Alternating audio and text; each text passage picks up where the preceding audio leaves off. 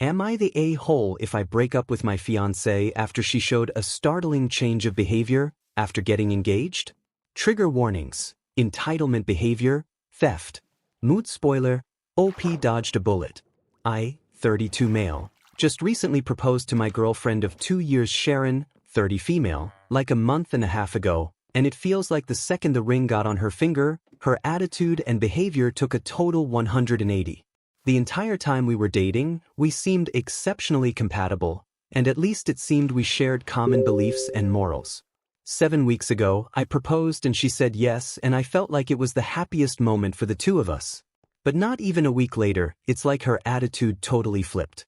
I thought I knew all her friends, but one day I came home and there were 6 women I've never seen before, and Sharon introduced me to them.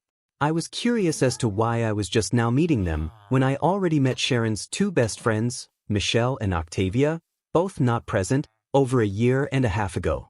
Sharon said she wanted to make sure we were a sure thing before I met her inner circle. I found this strange, not to mention it was a weeknight and they were quickly draining my wine rack of wine.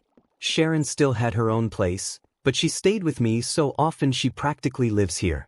Still, I found it incredibly rude when they left, with 4 empty bottles of rose in their wake. I tried to talk to Sharon about having uninvited guests on weeknights and she dismissed my grievance very flippantly. More that she brushed me off. The following weeks she went out with the girls several times, and when she brought the girls to my place, twice without notice, once with notice to appease me her words, they all treated me like a butler, shaking their empty wine glasses at me for refills. After the 4th time, I made it clear that I will get a locked wine rack. Sharon just called me no fun after that. It gets worse. Sharon decided me and the girls got off on the wrong foot and said we should have dinner together at a nice restaurant. Well, I went and it was not great. The 6 kept prodding me about my life, my house, my career, but deflected every question I asked. It got especially bad at night when they started talking about modern relationships and jealousy, and one of them brought up some key points about relationships that I thought Sharon and I were on the same page about, specifically what-ifs regarding polyamory and being friends with exes. To my shock, Sharon said we shouldn't be too hasty on such decisions, which was a total 180 to how she expressed herself on these things only a month prior, where she was vehemently against keeping ex-intimate partners in friends' circles and was staunchly monogamous. The worst part was when the bill arrived. Sharon announced it should be together and slid me the check. I told her she can't be serious, and we got into a bit of an argument. I ended it by putting my amount down in cash and walked out, leaving them to figure out the rest of the bill. The next days after that, Sharon kept calling me toxic and fragile, but every time I even pushed at it, she would give an apology and promised she was just stressed at work. It's nuts. We haven't even planned the wedding yet. The worst part was this Monday, when at work, I got a Nest doorbell alert, checked and saw Sharon and one of her 6 new friends arriving at my place, going in and exiting with my golf clubs. This set was a gift from my father, and it cost a pretty penny too, so Sharon lending it out without my permission got me pissed. I immediately called Sharon and told her and her friend to return the clubs. Sharon tried to gaslight me with, "But you promised to lend the clubs to her boyfriend, remember?" I told her the club's cost would move it into a serious crime, and her friend had an hour to return them or the cops would be called. Sharon kept insisted she got my permission and I told her to cut the crap. Well, not 45 minutes later I got another notification of Sharon and her friend coming back with the clubs and going inside, leaving them, Sharon's friend flipping off the Nest doorbell on the way out. I got home and saw Sharon's friend literally just threw the clubs and back on the living room floor. Sharon tried to talk to me about my toxicity again, and I told her again to cut the crap. I said if I knew this was how she was, I would have never proposed. That seemed to freak her out and she again insisted that she was stressed from work, but I wasn't buying it anymore. I told her to return the ring and her key, and we would talk about our relationship this weekend. She cried and begged me not to cancel the engagement, and insisted that it was just stress. I told her again we will talk about it this weekend. She finally relented.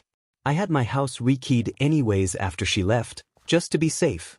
Sharon has been texting me constant messages of love and apologies for getting swept up, and insisted she was only wanting to show me off to her close friends. I don't know, I'm just not buying it. The same close friends have been sending me texts daily, calling me toxic and fragile again, saying they knew I wasn't man enough for Sharon or secure enough to share her with friends.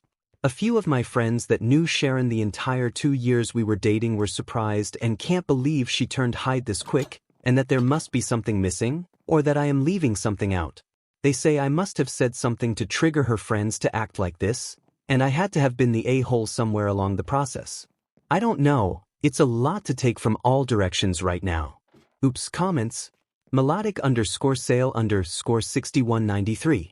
I bet he hasn't seen Octavia and Michelle anymore. They did their purpose and now the ex is too stressed out from work to meet both of her friends. OP, I did message Michelle on Facebook last night. I asked her about the 6, and she told me that her, Octavia, and Sharon are cousins and grew up together. Michelle said that she didn't really care for the 6, but didn't say much else. Apprehensive Fox 3187. Nta? Your friends are idiots and triggered? Nobody normal comes to someone's house uninvited and drinks a ton of the person's wine without permission. That alone is a big no-no, but everything else on top of that? Sharon needed to be kicked out a long time ago. She and her friends were nothing but disrespectful towards you and your things, and just saw you as someone to use, period. And her behavior shows she did not care as long as she could use you and have access to your things. The only reason she is giving fake apologies is because you leaving means she can't use you anymore. And the same goes for her leech-a-hole friends. Instead of apologizing and want to make it right be reimbursing you for the things they used, they are insulting you and she isn't even telling them to stop.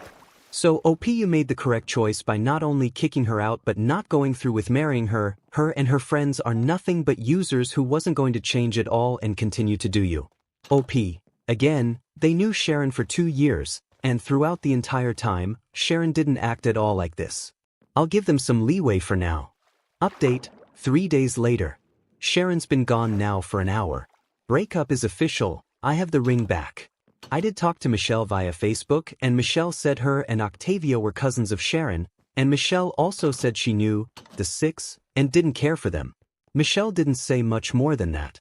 I did meet Sharon's parents, and they both seemed to like me, and the topic of Michelle and Octavia never came up around them.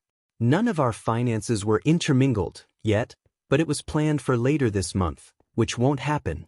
I invited 3 of our mutual friends, Casey, John, and Mike, to be here when Sharon got here. Sharon showed up and was surprised to see we had company. I said they were here for both of our sakes. Sharon wanted to phone 3 of the 6 to come over to even things out, and I refused, and I used the club theft as a reason. Sharon sat on the couch very dramatically and then asked if I really wanted to make this public. I outright asked why she changed so much after the engagement, and why she hid the existence of the 6. Sharon then went in again about how she insulates her inner circle until a partner is vetted. I called BS. I met her parents. What's more inner circle than your parents? Sharon tried to deflect, but I wouldn't have it. I pointed out how for the last month, her friends dropping by cost me nearly $500 in wine, which she by the way made no attempt to reimburse. I also pointed out her trying to make me pay an 8-person dinner bill without asking me first. She again said she wanted to show how great a guy I was, and how she clearly misjudged me and was disappointed in my attitude. I then asked about the clubs. She tried gaslighting with, "You totally said it was okay, remember?" And I kept saying bullshit. Mike piped in. He knew the clubs were a gift from my dad and I was highly protective of them. He too called BS, and that's when Sharon turned her attention to Mike and John, saying, "Isn't he getting forgetful lately? Don't you remember when he forgot that one date?" And neither was buying it. I finally said that forget postponing the wedding or canceling the engagement, the entire relationship is going to end if she isn't going to be straight with me. Sharon made a very long exaggerated sigh. She took the ring off and dropped it on the coffee table. She got up to leave and said, "You're never going to find someone as good as me," and to send her stuff to her apartment. She left and Casey, John and Mike were totally stunned. All I could say was, "Believe me now?" We ordered pizza and are waiting for it to arrive now.